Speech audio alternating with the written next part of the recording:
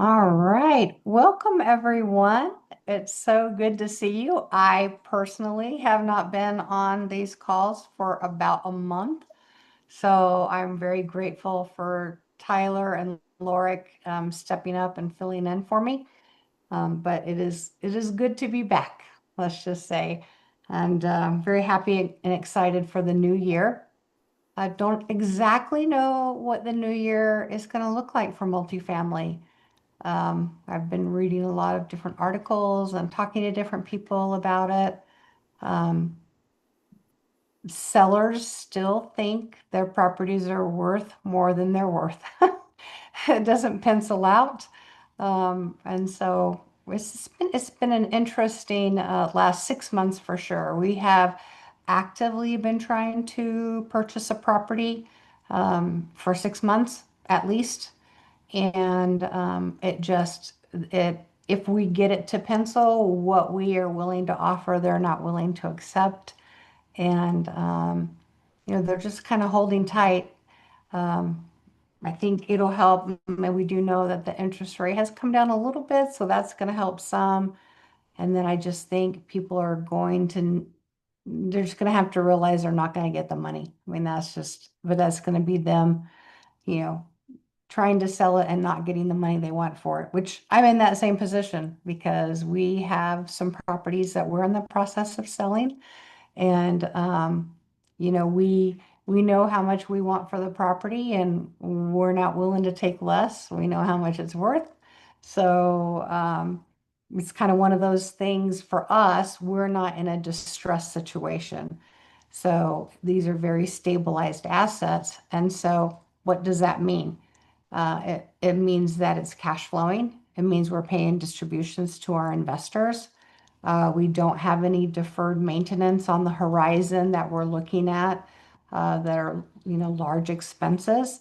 And so, we could easily ride this out another year or two with the property because we don't have to sell it.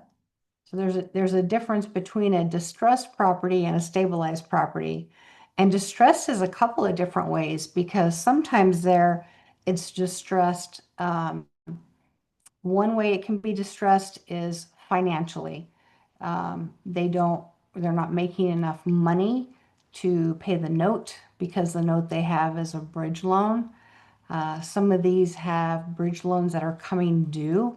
That's the big thing right now is there's a lot that have actually come due, and the banks are keep giving them extensions. I personally know of two properties that the bank um, owns, but they're not foreclosing on it because they don't want it on their books right now because they'd rather get some money than no money. And so it's been interesting to see, how far they're willing to kind of stretch it. And right now, like every month, they scramble to make the mortgage payment. Um, and I don't know how long they can continue to do that and how long the bank will allow them to continue. I don't know. So the other part with it being distressed is so you've got two, one financially, so the seller needs to sell it. The notes come due or is coming due and they want to get ahead of it. The other one is they don't have the occupants in it. So their vacancy is too high and it's distressed that way because they're not making enough money to make the debt service. So two different ways. Um, and some places, I don't know if you guys know this, but Phoenix, it seems they say, it's a really hot market, but we live here. And I will tell you that they're building like crazy. Um, and so there is just a flood of um, apartments that are available and that are brand new.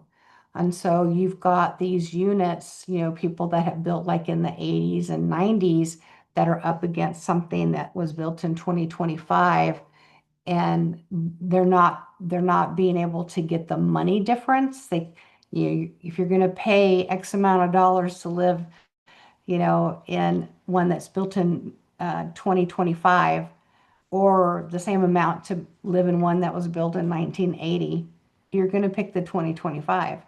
And so we are seeing here um, that people are actually having to lower rents that have older communities. Are having to lower the rent because they just cannot compete against these brand new builds. And um, and we have so many. It's incredible. Um, so we and the other thing that we have that's somewhat impacting the multifamily market is we have the build to lease. I don't know if you guys are familiar with that, but it's where they'll take a community and they'll build duplexes, and it's all in mind, just there to be leased. And it's very attractive, especially like in Arizona, we have a pretty high senior population. So that's attractive to seniors where they live in a duplex. They don't have to do the HOA, takes care of the landscaping. There's zero lot lines, so there's no yard work to be done. They've downsized, kids have all grown, moved away, and they don't want to have to worry about those kind of things. And so they're the ones that are moving in these build to lease, and it's a whole community. The other people that are moving into it are, and I don't even know, I don't know, like the millennials, Gen Z, Gen whatever. I don't know. I don't know what they're called. But there's an age group that they're in their late 30s. And if they have not bought a home, they are really struggling to buy a home here in Phoenix because they start about $400,000 for a cracker box. I mean, a decent house would be about 550. And so, if they're in their 30s, they're not going to be able to afford um, a, a house that's 550. So they're moving into these build to lease. I know just where I live, there are four communities within about 3 miles of where I live that, and they're brand new. I mean, we're talking brand new. So that's become very attractive to a lot of people that either don't want the responsibility of, maintaining a home, but they want to feel like they're in a home. So that has hurt the multifamily as well, because the rent on it is, pretty competitive with the apartments. So I do see where we're going to have to kind of level out, and I don't know what's going to level it out. I wish I knew. I wish I had a crystal ball, but I know that we are still actively looking to purchase. We're also actively trying to sell some of our properties. So thankfully, the properties that we are trying to sell are stabilized.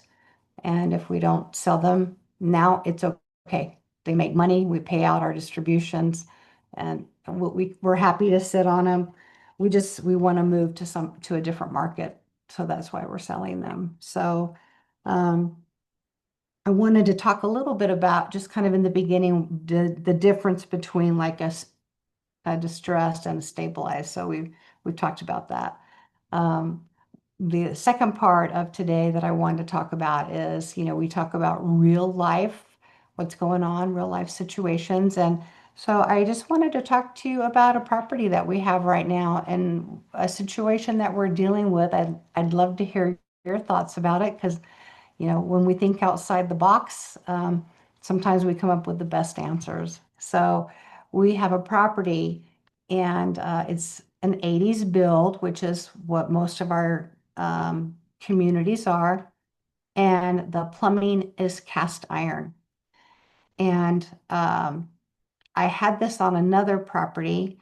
And what happens with the cast iron is sometimes it'll get, it's got the pipe, and the bottom of it will begin to sag over time, and it gets what's called a belly. It'll have a belly in it. And then we've got some problems because we can get some buildup in there and it's not flowing properly. So we have the first property that we had it at, what we ended up doing is jetting all of the oh Lord, help me out. What is it called? The It's like the main pipes that go to the city that pushes everything. So those are jetted every quarter. So they just bring someone in, they charge them $400, and they basically clean out those pipes that go to the city because of the having that sag in it, that belly. Um, the one that we're dealing with right now, it's interesting because it really shouldn't be a problem. But what happened was about 5 years ago, it started to develop a belly. And when they went to fix it, they didn't fix it properly. And what they should have done was they should have put kind of built up underneath the where the cast iron is, where they're putting rocks in, putting sand, then some concrete to kind of support that belly. And they didn't do that, and so they just did a replacement of a section, but they didn't do the underneath, and so it created it again. So now we have another one, and it's the same section. So as we talk with these different um, plumbing companies, it's so interesting because, we all, let's face it, we all want the easy way out. So what they want us to do is one unit that's being affected. And so what they want us to do is move those residents out, let them come in and tear up the flooring. So it would be the laminate that's already on there, and then bust the concrete and get to that portion of the pipe that has the belly and replace it. Well, that is going to be super expensive because not only do we have to pay for all that to be done and the repair, but now we have to redo the foundation of it and then redo the flooring. And so we're like, no, we know that we can trench. Now it's 39 feet.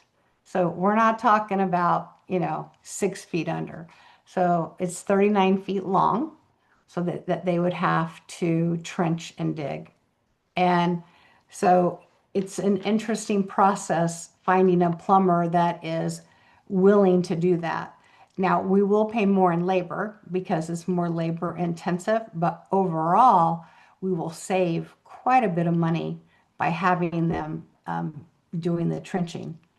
And so right now we're in conversations with, I think, three different plumbing companies, four plumbing companies, but we don't want them to bust up that unit. There's a couple of reasons why, and I just wanted to talk about it so you guys can think about some ramifications of it. One is where we tell the resident they need to move. I'm sorry, you're going to have to move because they're going to bust up your floor. Well, now we have a resident that's very unhappy. Or we could say to the resident, I'm sorry, you're going to have to move. We'll move you. But then we're taking on a liability. And what if, great grandma's lamp gets broke in the process of moving them to another unit? So we have that we have to consider. Then you also have to consider we don't have a unit that's exactly the way theirs is. So we have one that's very similar, but it's upstairs and they live downstairs. So then we have to have the conversation, how do you feel about moving upstairs?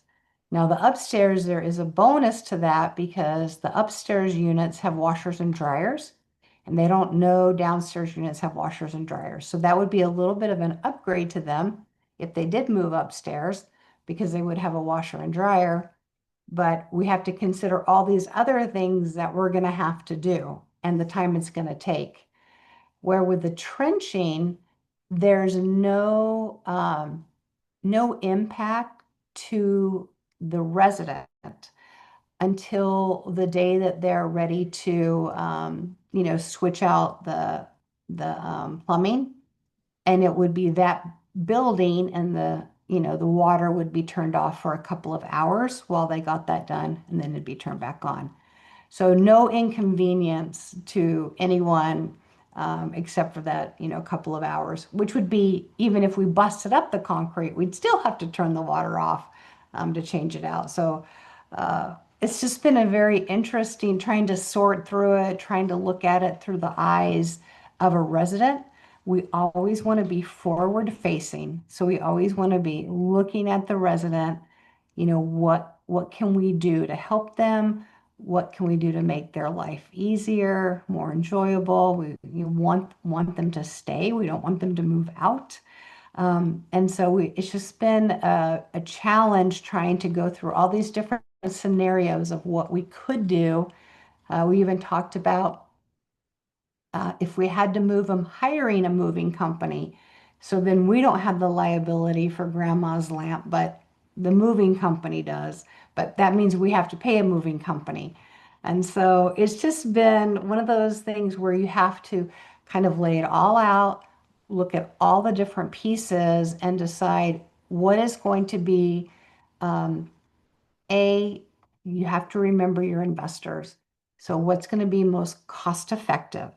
So what is that? How much time is it going to take? Well, we do know that busting up the concrete will be faster than digging, but in the grand scheme of things, is it going to really be that much faster? When you're looking like it's not going to take a year, we're talking, a week versus maybe 2 weeks. So we have to consider all of these when we're working on trying to come up with a solution. And then we have to work with the property management company because I'm not going to talk to the resident. We have to talk with our property management. We kind of lay out some scenarios. They laid out some scenarios for us because they're the ones that have to execute what's going to happen.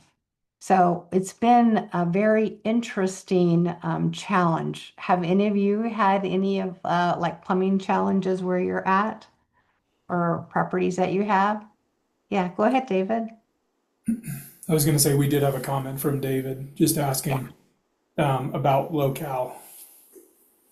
Oh, so we are in Mississippi, East Texas, West Texas, and Kentucky. So The property that you're referring to geographically, where would the property be? they're in East Texas.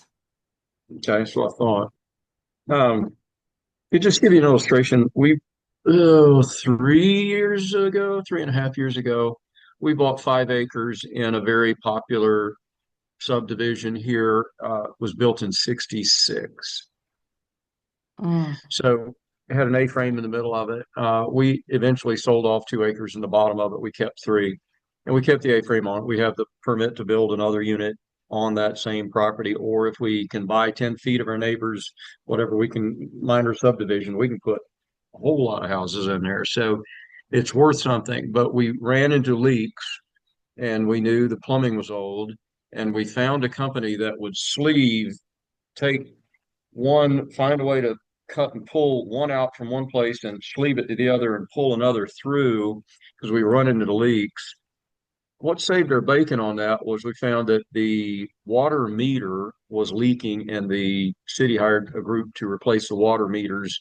And so our water bill went way down and we didn't run into the problem anymore. But if I go back, but there are companies that do that. And there's a guy that I know here who's just a problem solver. Sewer and septic and pipes underground is his gig, and he's 25, young, wow. sound like hey, I can solve that problem. I know people down there. I can call in favors, blah blah blah. So he's a problem. He's a thinker, and I call him in when we need stuff like that. And I want to go back, say, when my son was born 25 years ago in Hilton Head. We lived in Hilton Head, and we built this big house on the golf course, cul-de-sac lot. Not, it was a new build, whereas I live on one in a cul-de-sac lot on a different golf course up here in Asheville. But the challenge is the general contractor forgot to connect the water line underneath the house to the water supply going in. And as you get towards the CO, they'd filled somehow the bathtubs with water to check them all, this, that, and the other. It looked like it was there. They didn't. So I've seen it done where people drill underneath the place, go up underneath, solve it from underneath, backfill, and you're not harmed. So I'm just suggesting that there are solutions Mhm. that you just have to find that are affordable like that. And the guy that I have up here who's a problem solver is looking for things to do. So I just gave him a few things to do on my property here, and he's working on another one of my properties. But if he's looking for things to do, I'm thinking a 25-year-old thinks driving to Texas is fun. He's got a nice truck. And if you needed the guy, his name is Tanner. And the way I met him, since we have a lot of single family duplexes, and we sometimes used to advertise, still do have a website to advertise. If you were interested in rent to own, let us know. He came to me that way, so I still got his name written as Tanner Rent to Own, but he does have a last name. But he would probably shed some different insight into that. And what I'm going to do is put his phone number in the chat, and Okay. you give him my name and say, here's my problem. Because what I'm thinking is if I talk to, um, strange, if if I talk to a customer, say the tenant, I would say, we have an upgrade coming for you. You've got an older plumbing system underneath there that's prone to leaking. It's pretty shortly going to start costing you a lot of money. It's going to cost you and others a lot of money.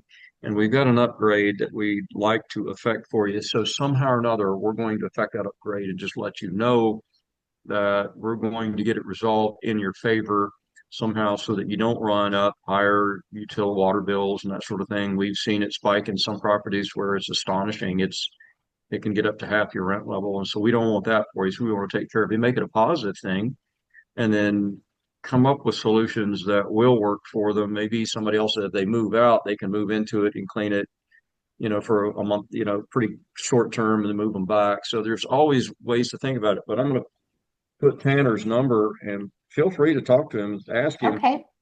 There's got to be people with, he might know some people down there, but I have had work crews that work for me here go over to Raleigh, which is 4 hours away, and have had people that work for me here in Western North Carolina go out and fix a property of mine in Albuquerque, New Mexico. That's a little bit further than 4 hours. It's like Yeah. a 2,000-mile drive. Yeah. And as a youngster, I remember driving to Texas and back. I lived in Corpus as a little boy, and then in Victoria and Port Lavaca in the early 80s. And then I have a ownership now interest in a one north of Dallas, little 32 unit and that sort of thing. But this guy's his name's Tanner, so I'll just put him in there, and I threw those ideas out, and I'll get you his number, and it's worth a conversation. It still says Tanner Sewer Rent to Own, so I've paid him so I can look up what I write on his last name, but you'll get the idea. Okay. Thank you so much for that. I appreciate it. Yeah, we're always looking to solve problems. We have the plumbing that we're wanting to make sure that the residents happy, and that they're not that the impact is minimal. So, if we are moving them, we are going to sell it as an upgrade, especially with them having a washer and dryer in their unit. That's super nice because, they can just do their laundry right there. So we have some other things that we're implementing. Let me go ahead and write this down. You can text Uh, and call him if he's digging underneath the ground somewhere, or if he's on a ladder somewhere, whatever he's at. He's very likable, and he tends to okay. know problem solvers. He might know somebody down there. I know people in the plumbing and HVAC industry more in the Dallas and Houston area. I used to work your market uh, back when some of those companies had branches over there. But somebody passed away, they closed the branch. I haven't kept up, but I do know some folks I can noodle around that they think mechanical plumbing and all of that. Somebody in Texas probably knows how to solve the problem with something you hadn't thought of yet. I'm just saying, when I go through the exercises that we go through and you're faced with something that's insurmountable, sometimes alternative solutions appear. Yep. Out of the box thinking. That's my favorite. Some of the things that we're doing with these residents is because Texas is now, it's no longer, you have to have your own electrical company. And um, it's not a monopoly, and so people can choose. And some of them, their um, electric bills have gone up. So we're offering them on a renewal a smart thermostat. That's one way to solve it. If there's no one home, if there's no movement, it just keeps it at the temperature. So we're always trying to think, how can we solve whatever's kind of getting under their skin? And so the one is was to do smart thermostats. The other is to change out to LED lights on renewal, because that will save as well. So go ahead, Bob. Well, hello there, Candy. Welcome back. Welcome. Thank Happy New you. Year, by the way. Happy New Year to you. I wanted to contribute something to that discussion of what to do. This concerns a house, my first house that I own and my daughter lives in. But we had some foundation work, and in the middle of the foundation work, the copper uh, water lines started leaking and filling up all the holes and everything else like that. And so what we did was and they had to get a plumber. They had to actually dig underneath the house and Hmm. connect PEX lines to everywhere that those water lines connected to. So we had to put in essentially a whole new freshwater system in the house beside the foundation work. So I don't know whether that would directly address what you're talking about, but I thought at least I'd mention my own experience in something similar, if not the same as yours. Yeah. Yeah, plumbing issues are so hard. Uh, uh, and they can be expensive. So that's why we're always trying to look of ways to uh, get ahead of if we can. So like I said, in Lubbock, we jet them every quarter. That way it solves all of our problems. And we're always just looking on how can we best serve our resident, and at the Mhm. same time, protect our investors and make sure that we are keeping the occupancy where it needs to be. Yeah. So anyway, I know Tyler's got some plumbing issues himself today, bless his heart. So hopefully he'll get all that resolved. Um, I am grateful for you guys. I'm excited for this new year coming up. I hope that you will join us on Mondays. We're going to continue to do day in the life of an asset manager. Um, and we'll see what happens. I'll keep you guys posted on this and see what we end up doing. But until next Monday, I hope you have a great week. Bye, Thank you, guys. guys.